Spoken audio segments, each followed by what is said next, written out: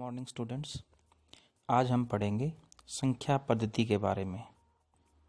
संख्या पद्धति मतलब हम जिन अंकों का प्रयोग करते हैं उन अंकों को गणित में अलग अलग कैटेगरी में बांटा गया है, जिसमें कि सबसे पहली कैटेगरी आती है प्राकृतिक संख्याएं। वस्तुओं को गिनने के लिए जिन संख्याओं का प्रयोग किया जाता है उन संख्याओं को प्राकृतिक संख्याएं कहते हैं और ये एक से शुरू होती हैं। 1, 2, 3, 4, 5 इस प्रकार आप एक एक करके बढ़ते जाइए। ये सभी संख्याएं प्राकृतिक संख्याएं कहलाती हैं। इसके बाद आती है पूर्ण संख्याएं।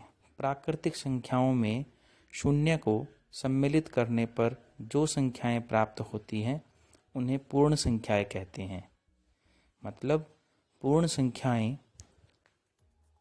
प्राकृतिक संख्याओं से ज़्यादा होती हैं और ज़्यादा में केवल शून्य का ही फर्क होता है। याद रखिए हमेशा, शून्य एक ऐसी पूर्ण संख्या है जो प्राकृतिक संख्या नहीं है।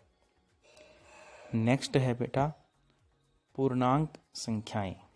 प्राकृतिक संख्याओं में शून्य एवं ऋणात्मक संख्याओं को भी सम्मिलित करने पर जो संख्याएं प्राप्त होती हैं उन्हें पूर्णांक कहा जाता है। इनको हम किस प्रकार लिखते हैं? 0 बीच में, राइट हैंड साइड पे सारे positive number 1, 2, 3, 4, 5, left hand side पे नेगेटिव सबके -1, -2, -3, -4 इस प्रकार। फिर आती हैं सम संख्याएं। वे संख्याएं जो 2 से पूर्णतः विभाजित हो जाती हैं उन्हें सम संख्याएं कहते हैं, जैसे 2, 4, 6, 8, 10, 12, 26 आदि। विषम संख्याएं। वे संख्याएं जो 2 से पूर्णतः विभाजित नहीं होती उन्हें विषम संख्याएं कहते हैं। 1, 3, 5, 7, 11, 17, 29 आदि। ध्यान दीजिए, शून्य एक सम संख्या है और दुनिया की सबसे छोटी प्राकृतिक सम संख्या 2 है। फिर इसके बाद आती है अभाज्य संख्याएं। वे संख्याएं जो स्वयं और 1 के अतिरिक्त अन्य किसी से भी भाग न हो उन्हें अभाज्य संख्याएं कहते हैं, जैसे 2, 3, 7, 11 आदि। एक विशेष संख्या है जो न तो भाज्य संख्या और न ही अभाज्य संख्या। भाज्य संख्याएं वे संख्याएं हैं जो स्वयं और 1 के अतिरिक्त अन्य किसी संख्या से पूर्णतः विभाजित हो जाती हैं, उन्हें भाज्य संख्याएं कहते हैं, जैसे 4, 6, 8, 10 आदि। परिमेय संख्याएं। वे संख्याएं जिन्हें p/q के रूप में लिखा जा सके परिमेय संख्याएं कहलाती है। लेकिन ध्यान देने की बात इसमें यह है कि p और q दोनों पूर्णांक होने आवश्यक हैं और q कभी भी शून्य नहीं हो सकता, क्योंकि हम शून्य से किसी भी संख्या को भाग नहीं कर सकते। उदाहरणतः 4, 3/4, 0 आदि सभी परिमेय संख्याएं हैं। अपरिमेय संख्याएं।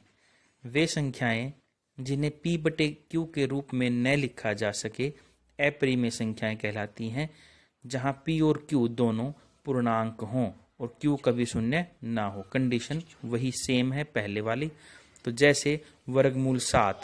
अब बच्चे सोचते हैं कि वर्गमूल 7 को वर्गमूल 7/1 लिख दें, लेकिन ऊपर जो p बनेगा वो वर्गमूल 7 आएगा और वर्गमूल 7 एक पूर्णांक नहीं होता।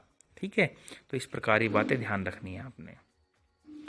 फिर आती है वास्तविक संख्याएं। वे संख्याएं जो या तो परिमेय है या अपरिमेय वास्तविक कहलाती हैं। 8, 6, 2 जमा वर्गमूल 3, 3/5, 0.5, -3.7, -3.0789 ये सभी क्या होती हैं? वास्तविक संख्याएं। सहभाज्य संख्याएं। ऐसी संख्याओं के जोड़े जिनके गुणनखंडों में 1 के अतिरिक्त कोई भी उभयनिष्ठ गुणनखंड न हो। मतलब कहने का ये है कि दोनों के अगर हम गुणनखंड करें तो कोई भी गुणनखंड कॉमन ना आए एक को छोड़कर। जैसे 16 और 21, 16 जिस नंबर से भाग होता है और 21 जिस से भाग होता है, तो कोई उनमें कोई भी नंबर कॉमन नहीं आएगा। मतलब ऐसा कोई भी नंबर नहीं है एक को छोड़ करके जो 16 और 21 दोनों को भाग करता हो, इसलिए ये सहभाज्य संख्याएं कहलाती हैं।